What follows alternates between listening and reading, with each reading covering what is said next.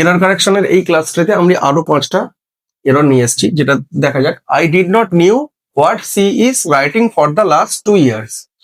আমি জানতাম না যে সে লাস্ট 2 বছর ধরে কি করছে। এবারে যেহেতু লাস্ট 2 years আছে, এটা হচ্ছে টাইম বুঝিয়ে দিয়ে করছে, মানে টাইম বুঝিয়ে কন্টিনিউয়াস, মানে এটাও পারফেক্ট কন্টিনিউয়াস যাবে। আর এখানে যেহেতু ডিড আছে, এই জন্য সেটা পাস্ট পারফেক্ট কন্টিনিউয়াসে যাবে। তাহলে এটা হবে পাস্ট পারফেক্ট কন্টিনিউয়াস, মানে ইজ রাইটিং কাটা যাবে, হ্যাড বিন রাইটিং। তারপরে দেখা যাচ্ছে the majority likes reading sensational stories and watching western movies. তাহলে মেজরিটি পছন্দ করে সেন্সেশনাল স্টোরিগুলো পড়তে এবং ওয়েস্টার্ন মুভিগুলো দেখতে।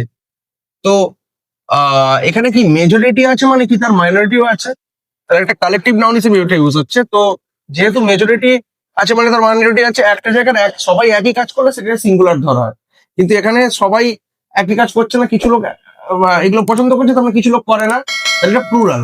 তাহলে এই যে লাইকস আছে, এটা থার্ড পার্সন সিঙ্গুলার হলে পেছনে এস বা ইএস যোগ হয় ভার্বের পেছনে। কিন্তু এখানে তো এটা আলাদা কাজ করছে, মানে প্লুরাল ধরতে হবে, সেজন্য এটা থার্ড পার্সন সিঙ্গুলার হলেও সিঙ্গুলার হচ্ছে না, এটা প্লুরাল হচ্ছে। তো এই জন্য লাইকস হবে না, লাইক হবে। এরপর যদি দেখি the tables wood is infested with white.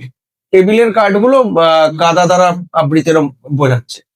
তো জড় পদার্থের ক্ষেত্রে অ্যাপোস্ট্রফি অ্যাপোস্ট্রফি ইউজ করা যায় না, টেবিলস উড ওইভাবে লেখা যায় না, এটা বলতে হবে the wood of the table. Ram's pen বলা যায়, রামের পেন, কিন্তু এটা বলা যায়। তা Mina as well as her children have return to their home. Mina এবং তার সাথে সাথে তার বাচ্চারাও ঘরে ফিরে এসছে। এবারে অ্যাজ ওয়েল অ্যাজ দিয়ে যদি দুটো সাবজেক্ট কে কানেক্ট করা থাকে, তাহলে আমাদেরকে এটা সিঙ্গুলার, এটা প্লুরাল, তাহলে আমাকে সামনের সাবজেক্ট অনুযায়ী কাজ করতে হয়। তো সামনের সাবজেক্ট কি আছে, মিনা, তাহলে মিনা সিঙ্গুলার, তাহলে এখানে হ্যাজ এর জায়গায় হ্যাভ এর জায়গায় হ্যাজ হবে। যেহেতু পারফেক্ট, তাহলে রিটার্নের জায়গায় রিটার্ন হবে।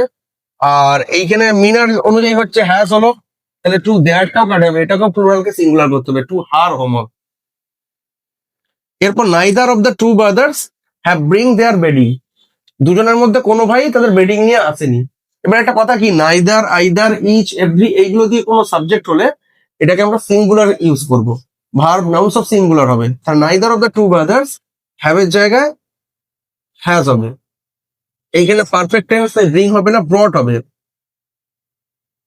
আর দেয়ার হবে না, যেহেতু ছেলে, এটা হিজ হবে।